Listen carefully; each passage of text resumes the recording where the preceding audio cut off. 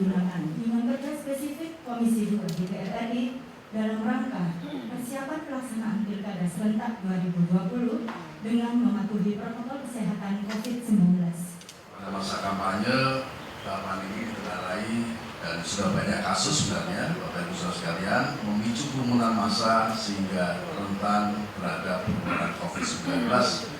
Bahkan di media dikenal dengan klaster pilkada, pada KPU Provinsi dan Bawaslu Provinsi untuk mendorong teman-teman di kabupaten kota yang 19 kabupaten kota yang pilkada ini untuk mensosialisasikannya dengan baik dan memastikan koordinasi dengan masing-masing dinas Dukcapil setempat tentang soal ini. Atas nama pemerintah Kota Surabaya, kami mengucapkan selamat datang kepada Bapak Ibu sekalian, Wakil Ketua Komisi 2 DPR RI beserta seluruh rombongan DPR Komisi 2 DPR RI dan dari Kementerian Dalam Negeri. Selamat datang di kota kami tercinta, Kota Surabaya. Bapak Ibu sekalian yang saya hormati, saya terutama pribadi, saya pribadi sendiri mencoba mengikuti pergerakan dari kampanye-kampanye ini, terutama terhadap implikasinya terhadap pandemi. Saya bersyukur sekali bahwa implikasi itu tidak begitu kelihatan nyata. Kemarin kelihatan nyata setelah adanya libur panjang justru. Jadi kalau dilihat dari data, sebetulnya tidak ada pergerakan yang signifikan dari selama kampanye ini. Kemudian ada permintaan KPU yang dimana kami permohonan untuk melakukan swab seluruh petugas KPPS ya. KPPS seluruh petugas itu dimohonkan swab. Insya Allah nanti 7 hari menjelang hari H, karena saya khawatir kalau terlalu mepet juga kalau terlalu mepet juga tidak bisa. Nah, kalau terlalu buru-buru nanti takutnya kecolongan gitu. Nah, karena itu kita akan lakukan 1 minggu sebelum pemilihan, kita akan lakukan serentak ya. Kalau nggak salah juga ada permintaan APD dari KPU. Kami bisa berikan, cuman kasihan sebetulnya petugasnya kalau pakai hazmat terus. Saya khawatir nggak kuat juga, sumpah pakai baju hazmat itu. Tapi kalaupun ada, kebetulan alhamdulillah pagi ini kami diberikan dari Kementerian Kesehatan hazmat. Kami juga menyimpan masker dan sarung tangan, kami bisa berikan. Kalau di TPS itu relatif aman dibandingkan, kalau maksudnya bisa relatif kita jaga. Hanya kemarin ada kekhawatiran dari beberapa warga, apa bisa misalkan membawa ballpoint gitu untuk nyoblos sehingga tidak perlu gantian. Tapi di KPU sudah disiapkan sarung tangan yang bisa digunakan warga untuk mencoblos. Jadi menggunakan sarung tangan, nah kemudian bisa dibuang setelah itu. Kami komunikasi pimpinan daerah melakukan ajakan kepada warga untuk melakukan membuat video bersama-sama untuk membuat ajakan warga datang ke TPS DPR. Alhamdulillah saat itu cukup bagus responnya di Kota Surabaya, lebih bagus dibandingkan tahun sebelumnya.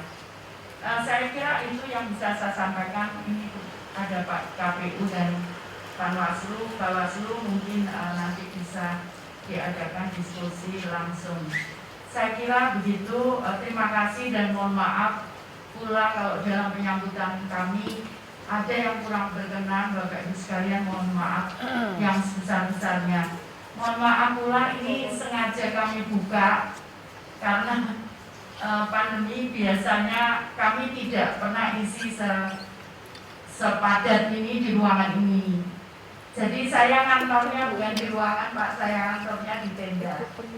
Jadi sudah hampir 9 bulan, 10 bulan saya ngantor di tenda. Jadi ini mohon maaf kalau pintunya harus dibuka. Ini AC ya hari ini aja kita nyalakan. Biasanya kami matikan. Kami menggunakan kipas angin yang ada semprotan disinfektannya. Jadi mohon maaf sekali kalau kurang nyaman di ruangan ini, mohon maaf sekali karena kami terpaksa menggunakan protokol kesehatan yang kami lakukan. Saya kira itu. Terima kasih dan mohon maaf sekali lagi kalau ada yang kurang berkenan, maupun mohon maaf sekali kalau ada tutur kata saya yang kurang berkenan di hati Bapak Ibu sekalian. Saya akhiri. Wassalamualaikum warahmatullahi wabarakatuh. Shalom, Om Santi, Santi, Santi, Om. Namo Buddhaya.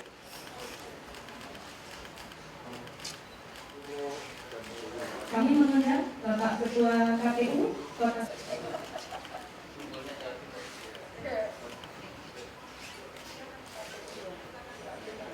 apresiasi Bawaslu.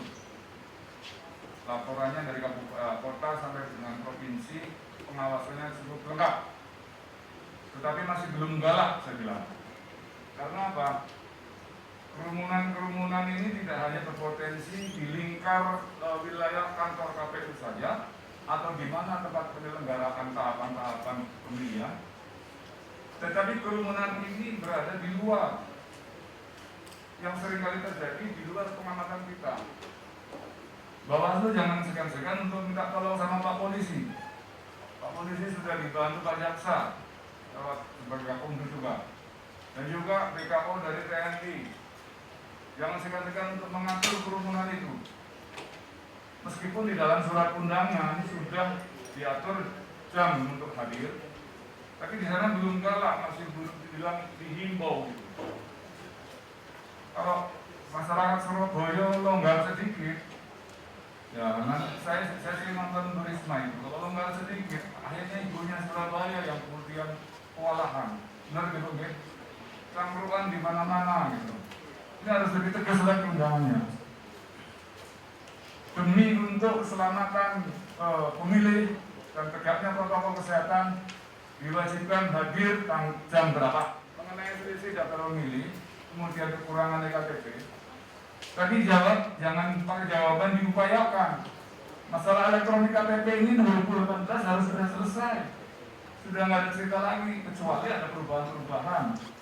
Pemilih pemula TNI Polri yang kemudian baru pensiun menjadi pemilih pemula, itu diantaranya. Jadi dijawab siap, jangan diupayakan. Kami berharap tadi dari laporan sebetulnya dengan tayangan. Karena apa? Di tingkat pusat kami sudah rapat dengan Kapolri dan juga dengan Panglima untuk membantu, membackup penuh. Jangan sampai pilkada ini menjadi klaster zombie, bukan hanya klaster baru, tapi klaster zombie yang akan menambah deret panjang persoalan.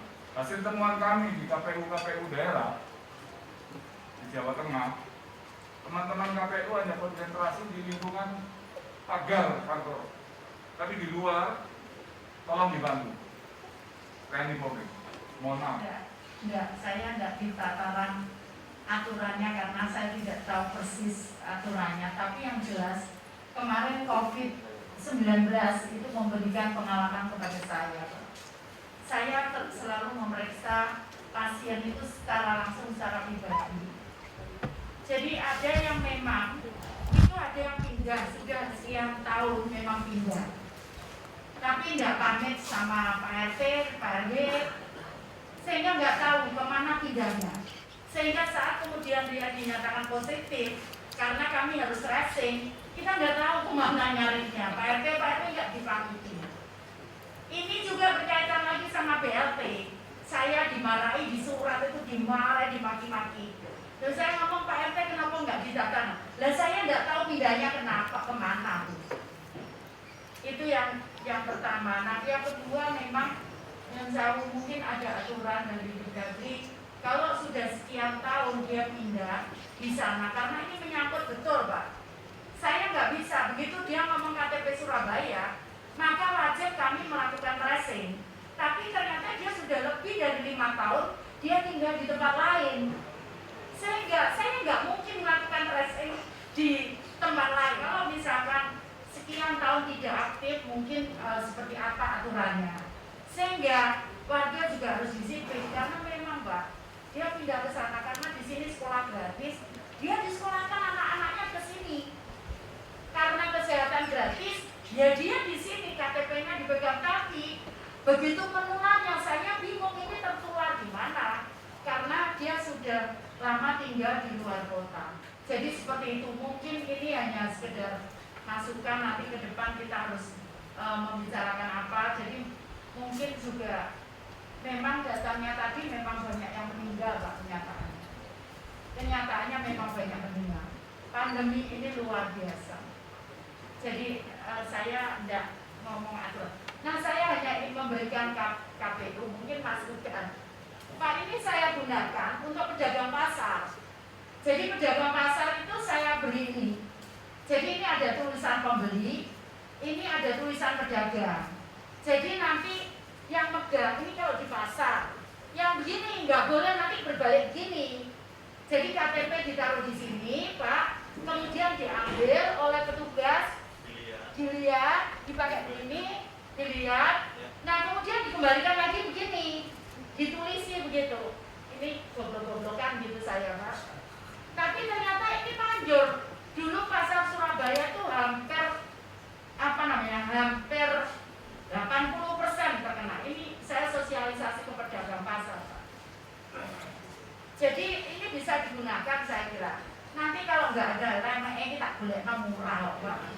Kalau nggak ada anggaran ya supaya juga petugasnya aman. Karena kalau nyopot sarung tangan kalau tidak tahu caranya Pak, ya ketularan podo. Jadi contohnya ini sudah pakai sarung tangan Pak ya, 2.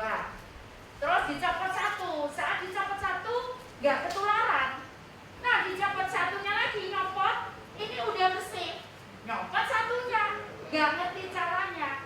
Jadi kalau nyopot sarung tangan Pak, sebelum nyopot itu sarung tangannya dikasih sanitizer di ujung-ujung begini, meskipun pakai sarung tangan, karena supaya ini nanti mati bakteri yang di sarung tangan.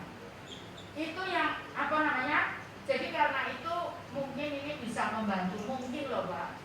Saya hanya memberikan masukan saja. Itu saya kira Bapak. Secara umum kalau dari laporan penyelenggara, dalam hal ini KPU, Bawaslu, kemudian juga laporan dari Kapolres dan Kejaksaan,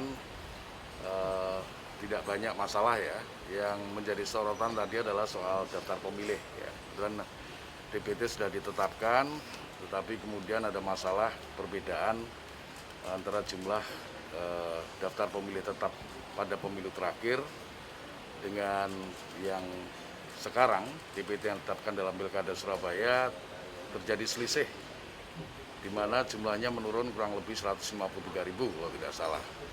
Nah, bahkan kalau dicek dengan jumlah penduduk kota Surabaya yang memiliki KTP Surabaya,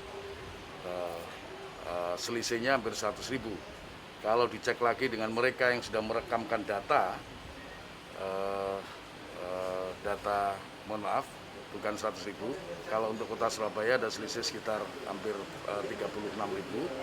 Kalau yang sudah merekam data kependudukan tetapi KTP-nya belum terbit, itu lebih dari 60.000. Jadi dalam jumlah yang besar.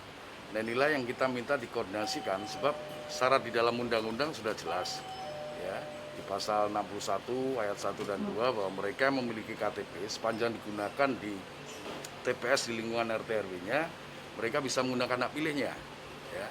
Karena itu harus dipastikan lagi bahwa soal daftar pemilih tidak menjadi masalah yang berarti, sehingga tidak memunculkan konflik nantinya, terutama Surabaya ini kan head to head situasinya. Jadi saya kira kalau head to head kecenderungannya pasti akan keras ya.